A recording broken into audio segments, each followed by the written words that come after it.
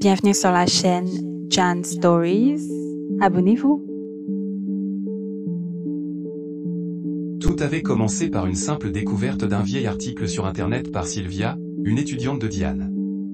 Elle faisait des recherches sur Internet, quand sa curiosité fut piquée par cet article étrange. C'était un vieux papier écrit par l'amiral Byrd, un explorateur américain renommé, détaillant son expédition en Antarctique dans les années 1940. L'article parlait d'une terre cachée au-delà du continent glacial, un endroit qui défiait l'explication rationnelle et stimulait l'imagination. L'esprit de Sylvia se perdait en conjectures tandis qu'elle dévorait chaque mot. En tant qu'étudiante brillante en paléontologie, Sylvia n'était pas étrangère aux merveilles du monde naturel. C'est sa passion pour la découverte et l'exploration qui l'avait conduite à poursuivre une carrière dans ce domaine. Elle ressentit le besoin irrésistible de partager cette découverte incroyable avec son enseignante Diane. Celle-ci, une paléontologue et enseignante de 30 ans à l'université de Paris, était connue pour son esprit aventureux et ouvert. Sylvia savait quelle serait la personne idéale avec qui commenter cette découverte, et elle était pressée d'entendre ce qu'elle en pensait. La jeune fille se précipita toute excitée dans le bureau de Diane. « Diane, j'ai trouvé quelque chose d'incroyable », s'exclama-t-elle, peinant à contenir son enthousiasme.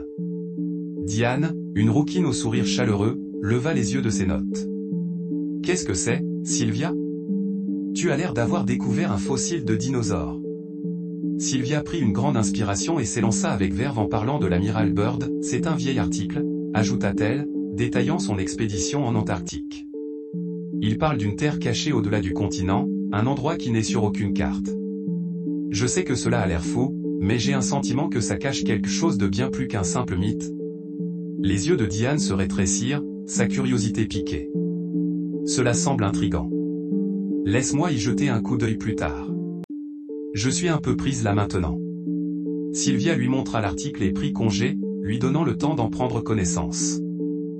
Prise dans la frénésie de la fin du trimestre, entre le travail administratif, ses propres recherches et les travaux de ses étudiants, Diane oublia l'article de Sylvia et n'y repensa que 2 jours plus tard alors qu'elle regardait un documentaire sur les phoques à la télévision. Elle revit en pensée l'excitation de Sylvia et bondit sur ses jambes pour se précipiter dans son bureau. L'histoire était incroyable, et son esprit en fut comme marqué au fer rouge. Elle ne cessa d'y penser les jours suivants, d'éplucher frénétiquement de gauche à droite, le moindre document y afférent, et de compulser des tas de notes sur l'histoire de l'Antarctique. Au bout de quelques semaines, Diane en savait déjà pas mal sur le continent blanc, mais malheureusement en ce qui concerne un quelconque habitat humain ou autre, elle ne tomba que sur des allégations sans source déterminée. Mais, la jeune femme ne fut que moyennement déçue, et pas du tout découragée, car l'article de Byrd ne ressemblait pas à une affabulation et était assez explicite et convaincant pour éveiller sa curiosité. Mathieu, son mari et collègue, paléontologue comme elle, ne manqua pas de remarquer l'intérêt soudain de sa femme pour l'Antarctique. Intrigué, il lui demanda ce qu'elle manigançait avec cet air complice qu'il lui réservait quand il lui prenait l'envie de la taquiner. « Je voulais d'abord en savoir un peu plus avant de t'en parler, » lui répondit-elle, l'œil brillant et aussi malicieux que le sien. Diane était sûre que comme elle, Mathieu allait sauter au plafond en découvrant l'article de Byrd. Elle lui recommanda vivement de lire après lui avoir expliqué la manière dont elle l'avait découverte. Mais, la lecture laissa Mathieu de marbre. Pis encore, il traita l'article de divagation d'un esprit dérangé.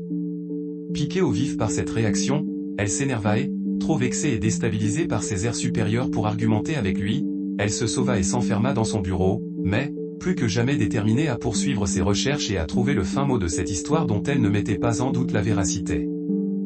Quelques jours plus tard, réalisant que Mathieu ne semblait toujours pas prendre l'article de l'amiral Byrd au sérieux, Diane essaya à nouveau de le faire changer d'avis, d'autant plus qu'elle envisageait sérieusement d'aller voir sur place.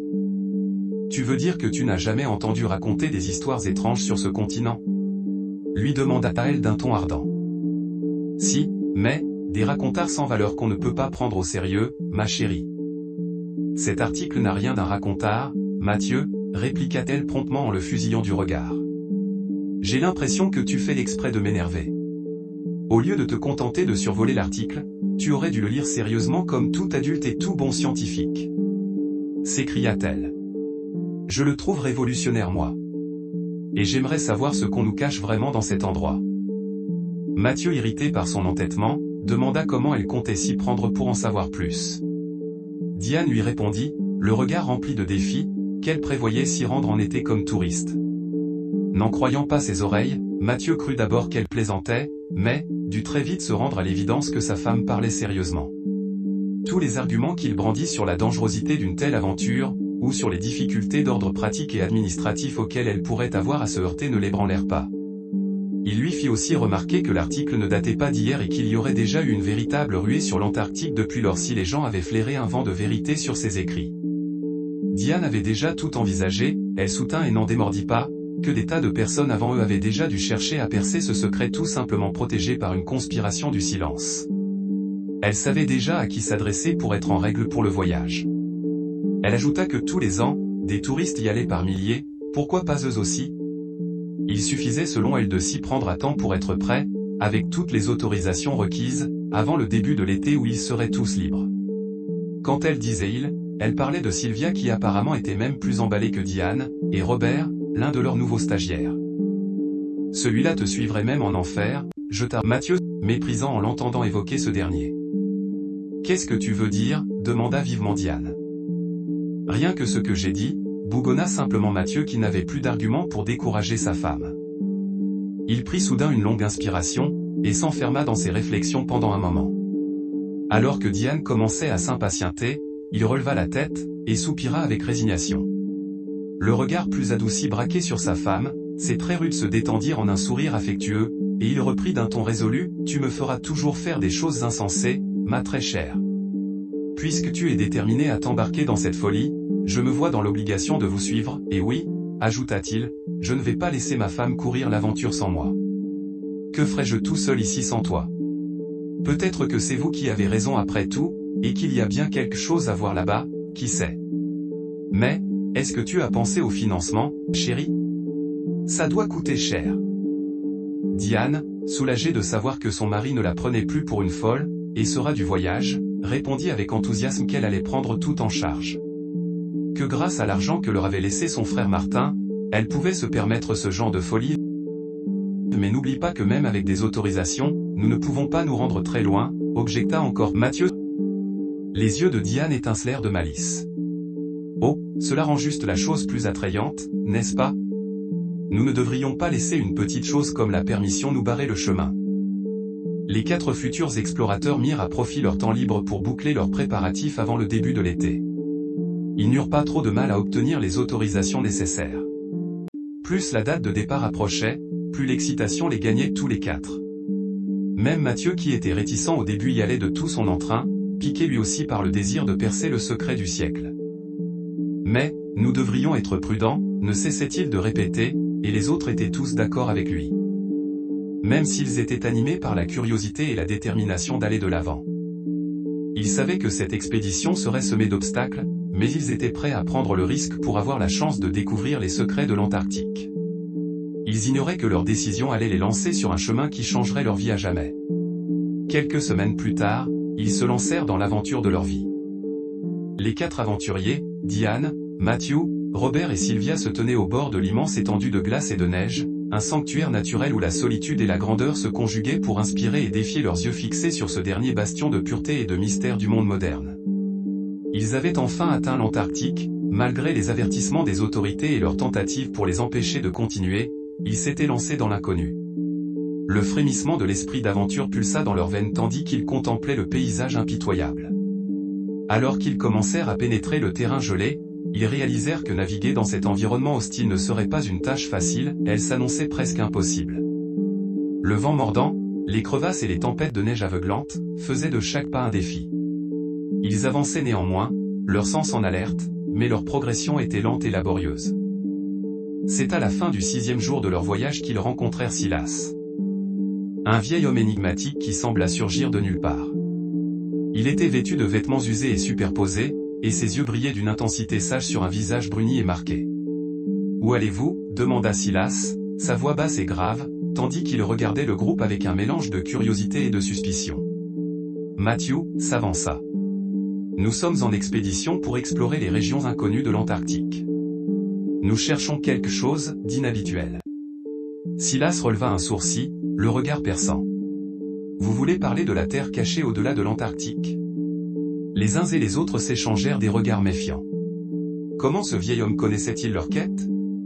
Oui, c'est exactement ce que nous cherchons, répondit Diane d'un ton prudent. Silas hocha la tête, ses yeux brillant d'une lumière sagace. Je peux vous aider. Je connais cette terre comme ma poche. Mais soyez avertis, ce n'est pas un endroit pour les âmes timides. Les autorités ne veulent pas que vous le sachiez, et elles feront tout pour le garder secret. Les yeux de Diane se rétrécirent. Qu'est-ce qui vous pousse à vouloir nous aider, Silas? L'expression de Silas devint sombre, ses yeux se couvrant de mélancolie. Disons simplement que j'ai mes raisons. J'y ai été pendant longtemps, et je connais les secrets de cette terre. Je peux vous guider à travers le terrain périlleux, mais vous devrez me faire confiance. Les chercheurs s'échangèrent des regards hésitants, incertains de ce qu'ils devaient penser des paroles sibyllines de Silas. Mais ils savaient qu'ils avaient besoin de son expertise pour survivre dans cet environnement hostile. D'accord, Silas, dit finalement Diane, d'une voix ferme. Nous acceptons votre offre. Mais nous devons savoir quelle est votre histoire? Comment êtes-vous arrivé ici? Les yeux de Silas se voilèrent davantage, son regard se perdant au loin. J'ai fui Québec, où j'avais écopé d'une peine de prison pour fraude. J'ai fui au Mexique, puis j'ai essayé de rejoindre l'Afrique du Nord par mer, je me souviens seulement que notre bateau a fait naufrage, et je me suis réveillé ici, tout seul, et depuis je ne cesse d'explorer mon environnement. Un jour, je ne sais comment, ni pourquoi, j'ai découvert par hasard ce que vous semblez chercher. Je ne sais pas comment j'y suis arrivé, ni même depuis combien de temps je côtoie ce monde inconnu. Le temps fonctionne différemment là-bas, vous voyez. Les 4 compagnons, stupéfaits, écoutèrent en silence, incertains de ce qu'il fallait penser de l'histoire fantastique de Silas. Mais ils n'avaient pas le choix que de lui faire confiance, pour l'instant. Alors qu'ils poursuivaient leur chemin dans cet étang glacé, Silas se révéla être un guide inestimable, les conduisant à travers des cavernes de glace et des crevasses cachées. Ils commencèrent à remarquer que Silas semblait connaître intimement la terre, comme s'il avait vécu ici pendant des années. Mais malgré l'expertise et l'obligeance de leur guide, Diane et ses compagnons étaient nerveux, car ils avaient l'impression d'être observés, que des yeux invisibles les suivaient à chaque pas. En plus, ils étaient conscients des dangers qui les guettaient à chaque pas. Une seule imprudence dans cet environnement était synonyme de catastrophe.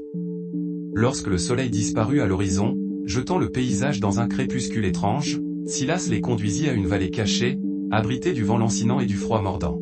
« Nous allons nous reposer ici pour la nuit, » dit-il, d'une voix basse et profonde. « Mais soyez prêts à partir rapidement demain.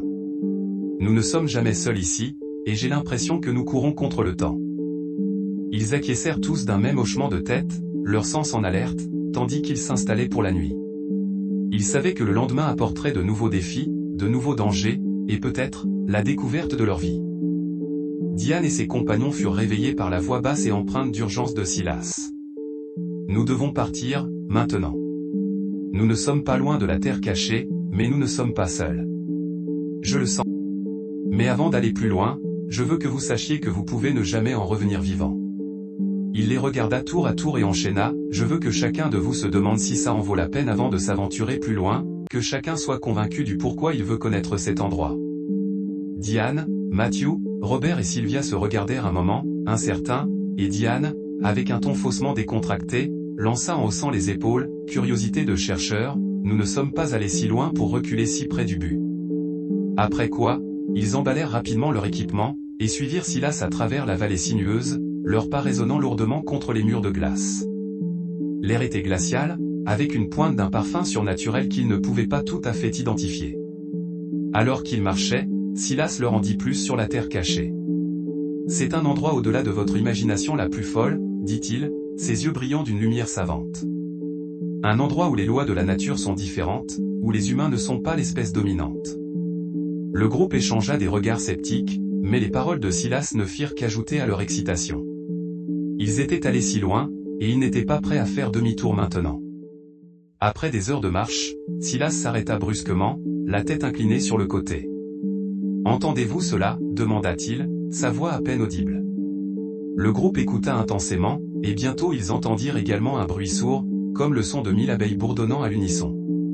Le bruit augmenta en intensité, jusqu'à devenir presque assourdissant. « Vous voulez vraiment y aller » demanda encore Silas en les arrêtant. Ils étaient tous inquiets, mais aussi très curieux. Certains hésitaient, d'autres étaient impatients de voir ce que cachaient les propos décourageants de Silas.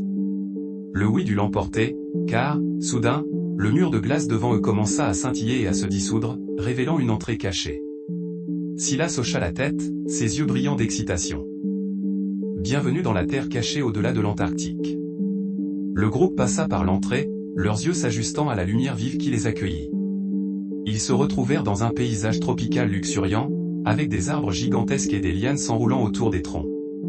L'air était chaud et humide, avec un parfum floral sucré qui était enivrant. Diane, Matthew, Robert et Sylvia se regardèrent en silence, stupéfaits, leurs esprits à jamais marqués par les implications de ce qui se déployait sous leurs yeux. Ils se trouvaient au cœur d'un monde qui était censé être impossible, un endroit qui défiait les lois de la nature. Alors qu'ils exploraient la terre cachée, ils réalisèrent excités et terrifiés à la fois, qu'ils n'étaient pas seuls, quand ils découvrirent des créatures qu'ils n'avaient jamais vues avant. C'étaient des bipèdes qui tenaient plus des lézards que des humains, dont ils avaient cependant la gestuelle et à peu près la carrure, mais, de taille gigantesque et avec une peau croûteuse et écailleuse par endroits, et des griffes aux doigts. Ceux-ci sont les gouvernants de cette terre. Il ne faut pas les prendre à la légère. Les prévint Silas, l'air grave. Les 4 explorateurs, terrifiés par ce qu'ils venaient de voir, suivirent Silas, leur sens en alerte maximum. Ils étaient dans un monde fantastique, où ils étaient contraints de vivre cachés, dans la crainte constante des autorités reptiliennes. Lorsque l'astre tenant lieu de soleil commença à se coucher, projetant le paysage dans une lueur dorée, Silas les conduisit à une clairière cachée, au centre de laquelle se dressait une petite maison, faite de bois et couverte de lianes. « C'est ma maison, » dit Silas, de sa même voix basse et grave. « Vous pouvez rester ici, mais pas trop longtemps. Je ne veux pas qu'on vous découvre ici. »« Tu as une maison ici ?» demanda Mathieu, soupçonneux. « Je croyais que tu vivais du côté des glaciers. »« Et comment aurais-je pu y survivre longtemps ?» répliqua Silas avec hauteur. « Ou savoir quoi que ce soit sur ce monde en restant toujours en dehors ? Ils me laissent tranquille tant que je ne me mêle pas de leurs affaires, c'est ce que je vous invite à faire. Nous n'allons pas traîner par ici longtemps.